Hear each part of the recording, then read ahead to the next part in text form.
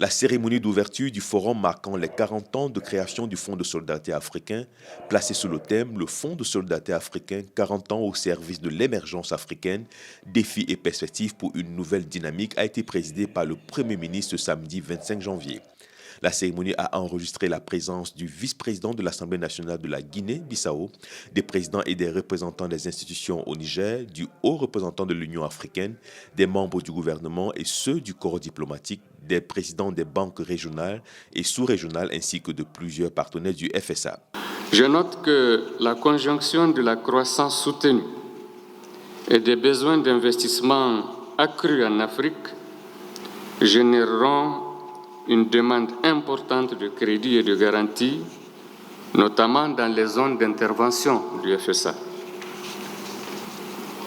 Je note également que le FSA a fait l'option de renforcer davantage son envergure panafricaine pour qu'il soit une institution de référence qui contribue efficacement aux efforts de développement socio-économique des pays membres. C'est pourquoi le Fonds s'est fixé comme objectif 1. De promouvoir le financement des investissements publics et privés dans les États membres. 2. De faciliter la mobilisation de l'épargne locale et extérieure pour le financement de l'investissement. 3. Contribuer à l'émergence et au renforcement des fonds nationaux de garantie des États membres, dans les États membres, en vue de consolider les dispositifs d'appui aux PME-PMI. Et enfin, 4. De contribuer à la lutte contre la pauvreté en appuyant les institutions de microfinance à accéder au financement bancaire.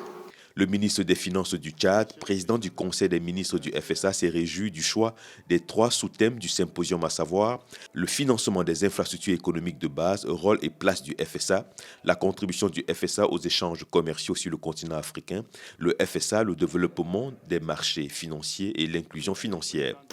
Au nom du Conseil des ministres des États membres du FSA, j'aimerais remercier les pères fondateurs pour leur vision à l'effet de créer le Fonds de solidarité africain et d'en faire un instrument de développement économique et d'intégration régionale et sous-régionale.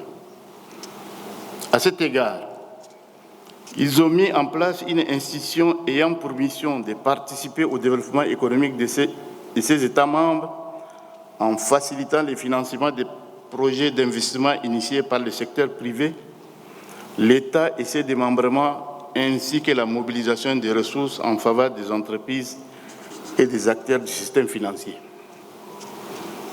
Les instruments financiers dont les chefs d'État fondateurs du FSA ont doté notre institution commune se sont révélés au fil du temps et aujourd'hui plus que jamais comme les réponses idoines aux chaînons manquants de la problématique de financement de nos économies. Il s'agit principalement de la garantie financière et du refinancement avec ou sans allongement de la durée des prêts subséquemment ou pas à une restructuration des crédits.